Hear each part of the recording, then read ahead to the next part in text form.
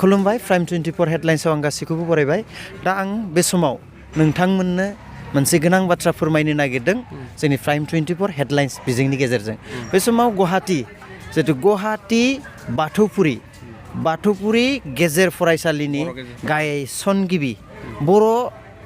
गेजेर फरायसालिनि गायसनगिरि बिथांखौ जोङो बिथांनिफ्राय माखासे बाथ्रा मिथिना लानि बिथाङा बेसे सनाव बे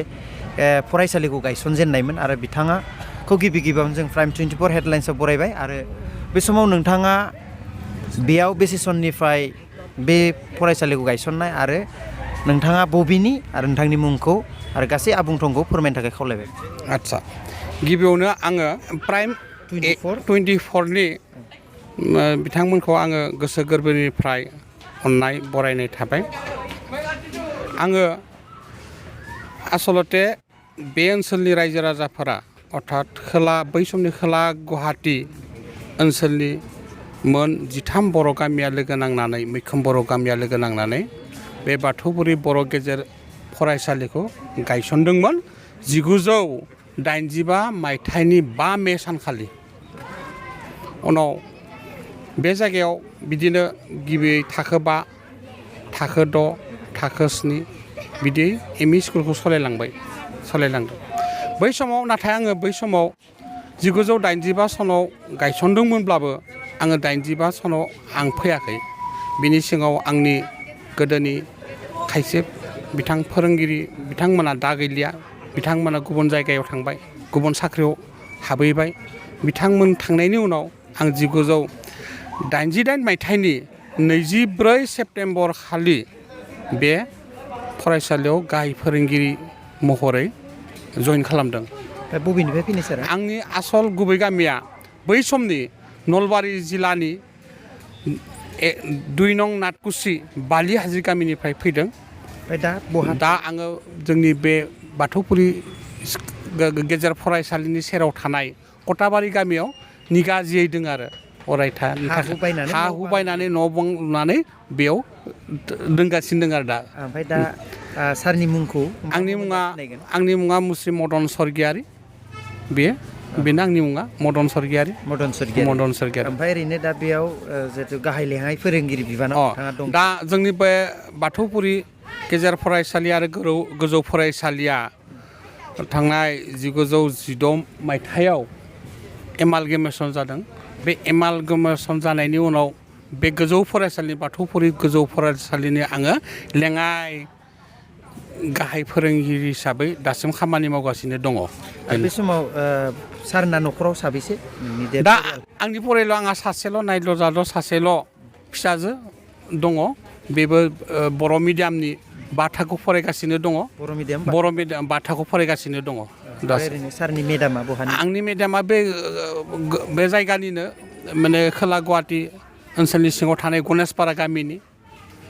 दा नोंसिनि न'खराव बा जिहेतु बे गुवाहाटी ओनसोलाव गोबाङानो बर' रायलाया। दा सारमोना न'खराव मा भाषा रायलायो? जोंहा बर' रायलायो। फिसाजोआ बर' रायलायो। फिसाजोआ आं बर' मिडियामाव फरायहोदों थाखो 5आव बिहुराम बर' गुदि फरायसालियाव फरायो। फैगौ बार फैगोन आरो बेयाव फैगोन आंनि ओनसोलाव। एसेबां बोसोर दिनै खमसे खम बेसे बोसोर जाखो सारा बेयाव? आङो फोरोंगिरि जानाया 1988 निफ्राय दिनै 33 बोसोर जाबाय। 33 बोसोर जाबाय। 33 बेयाव गुवाहाटीयाव आङो रायजो जानाय फोरोंगिरि हिसाबै मावनानै। ओरैनो फरायसाफोर बेसेसो दं बेयाव? गोदो समाव बे जोंनि बे फरायसालियाव मोनसे थाखोआव माने 30 निफ्राय 35 फरायसाफोर दङमोन। नाथाय दा लासै एसे खमायबाय। माब्लाबा बोसोराव 20, माब्लाबा बोसोराव 25, माब्लाबा 18, मुथुफ्रा 18नि सिङाव जाया आरो बिदियानो एनरलमेन्टआ सोलिगासिनो दङ दा बर्थमान। सारखौ आं मोनसे सोंलु सोंनो होनना सानबाय। जिहेतु नोंथाङा बर' हारिनि हारिमु राव थुनलाइ बेफोरखौ बेसेबां अनसायो? आंथ' माने जोनोमनिफ्रायनो बुंनो थाङोब्ला आङो बर' मिडियामावनो फरायनाय थाखो 4निफ्राय बर' मिडियामावनो फरायनानै आङो माने मेट्रिक परिखाखौ पास खालामदों। बिदिनो माने गोजौ माने बर' मिडियामजोंनो आंनि गथाय शिक्षाखौ आं लाबोदों आरो बेनिफ्रायनो आङो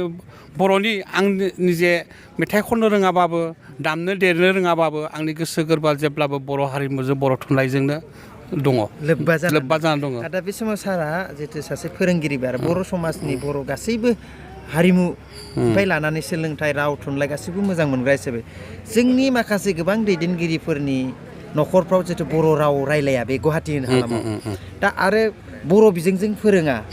दा बै बिथांमोनखौ नोंथाङा मा खावलायगोन जितु बर' बिजों थांना थानायनि आरो बर' राव थुनलाइ हारिमु थांनानै थानायनि थाखाय माबायदि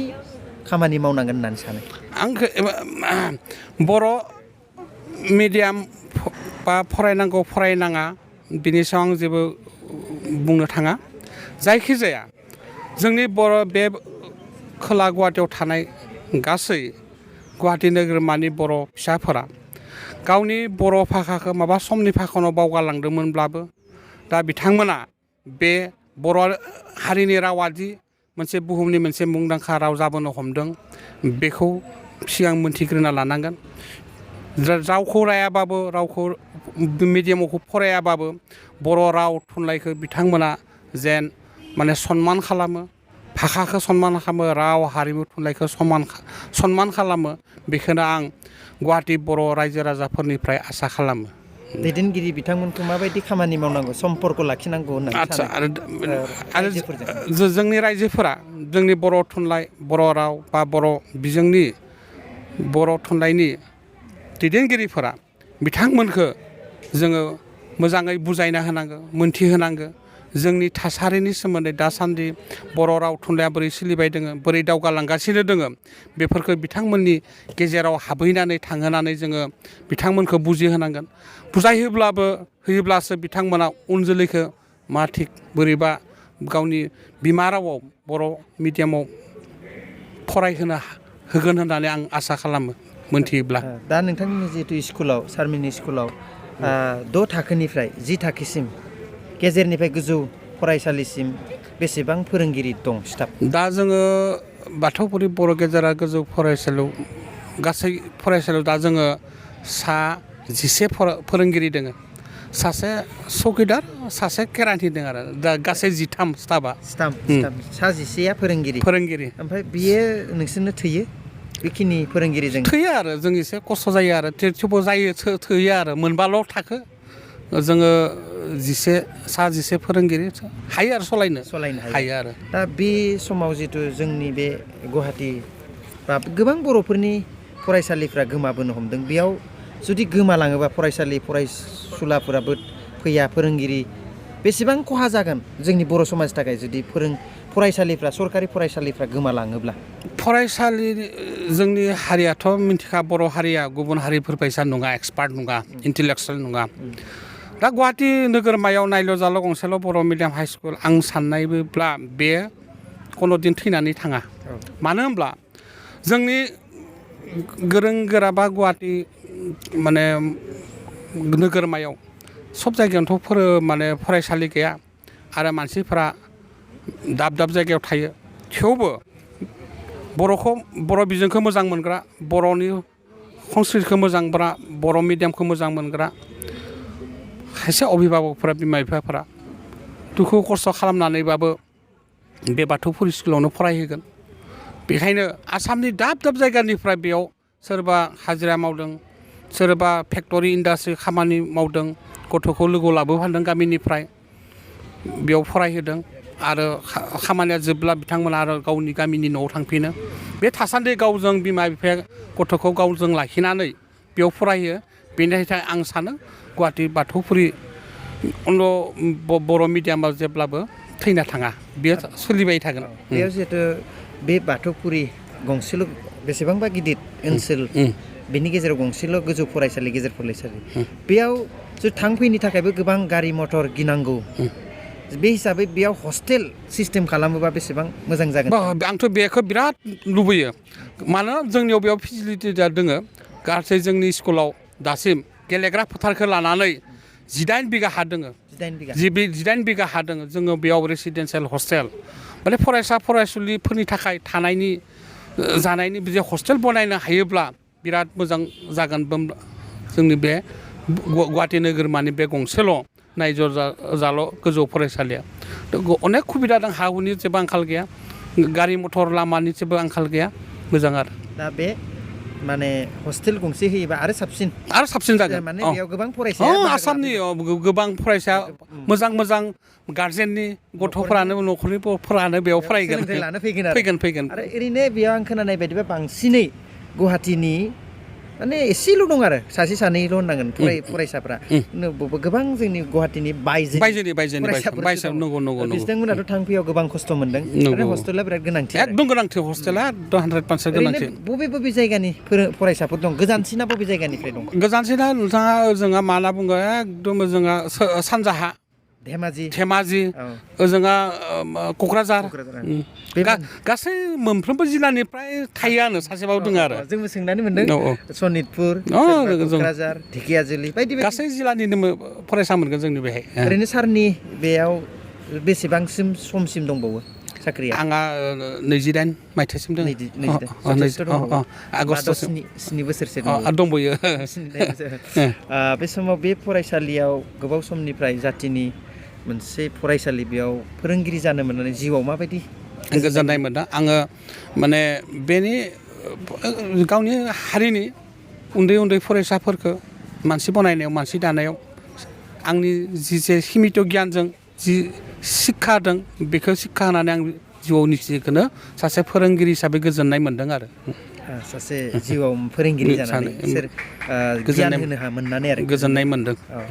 बे समाव सारनिफ्राय बेखौनो जोबथा जितु गुवाहाटी नोगोराव थायो हिसाबै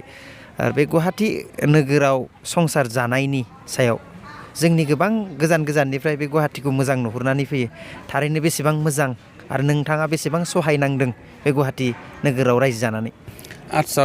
ओरैनोथ' गुवाहाटी नोगोरा रायजो जानाय खेथ्रआव ओरैनो गोरलै ओरैनो गोरा नों जुदि मोजाङै रांखान्थि भाबै इक'नमिकेलि नों जुदि मोजाङै सालायनो हायोबा जोबोद मोजां बे आर्निं सर्स जायखौ जों खामायनायनि जिथु राहा लामा बे गुवाहाटी नोगोरमायाव जथेस्थ' दं गोबां मोनो नों गिबियावनो नों थिग जानांगोन नों मोजां जानांगोन नों साग्रिद जानांगोन नों मावथि जानांगोन अब्ला अनेक सुबिदा दं बेयाव रांखान्थि भाबै बादुला जाबा बेयाव सानसेबो थानो हाया सहायनो हाया बेबायदि अबस्थानि जे नों आरो मोनसे खोथा जिहेथु जोंनि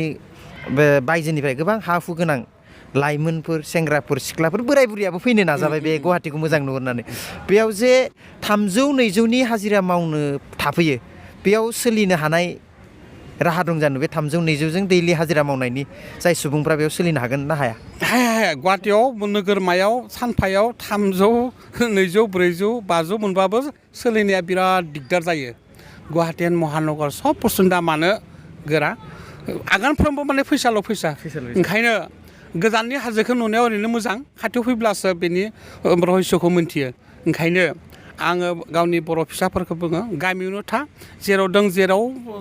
मावै दाङै बेयावनो आलो गोजोनै था गुवाहाटीयाव बिराद रोङोबा मोजां रोङाबा आन्दायो बेखौनो आं बुंगोन खैफोदाव गोलैफैगोन बेरायनो फैनो हागोन नायनांगौ जायगाखौ मिथिनांगौ खिन्थु रोङाबा आन्दायगोन रां खामायनो होननानै सहज भाबै लाबोला जानाय नङा जोबोद गोजोनथाव बाथ्रा जिहेथु हारिखौ मोजां मोनग्रा सासे मोजां बर' सुबुं बिथांनिफ्राय जों माखासे बाथ्रा बुंबाय मिन्थिबाय दा हारिखौ मोजां मोनो हिसाबै फोरोंगिरि हिसाबै फोरोंनानै मोजां मोनो फरायनानै मोजां मोनो राव थुनलाइखौ मोजां मोनो मेथाइ खननानैबो मोजां मोनो नामा मोजां मोनो ओरैनो दिनै सारा जिहेथु नोंनि जिउआव माबाफोर मेथाइ मोजां मोननाय दं नामा खननो हागोन नामा ओरैनोथ' अनेक मेथाइखौ मोजां मोनो बेखायनोथ' दोङो मोनफा मोननै माबा मोनसे ओरैनो सुंद' आं जेब्ला गोमालांगोन मुलुग बिखायाव हारसिं गाबनांगोन नों बेलासि समाव आंनि मिनिनाया सना गाबनाय जानांगोन आं बायदि नोंबो सना दामोननांगोन गोजोननाय थाबाय बे समाव